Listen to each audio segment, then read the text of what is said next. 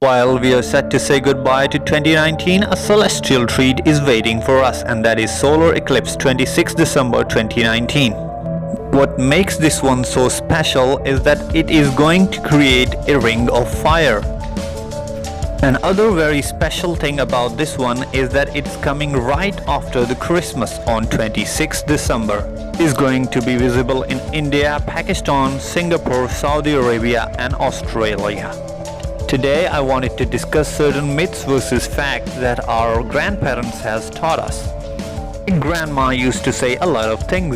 Number one myth was stay inside, don't go outside. But the science makes it true. And that is because our retina is very sensitive to the light that comes out of the solar eclipse, and our retina burns, and this makes very bad for our eyes.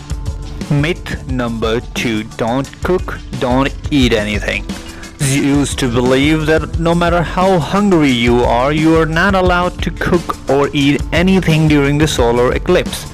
Probably it's gonna hurt you, but the science tells us that nothing like this is true, and you can eat all that you want during the eclipse. Myth number 3, don't sleep during the eclipse.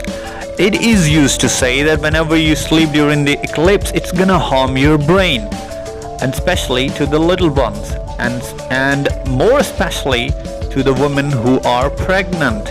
But this isn't true either. So you can sleep and eat whatever you want. Okay, just stay inside. Myth number 4, don't use any kind of sharp objects like needles, like scissors.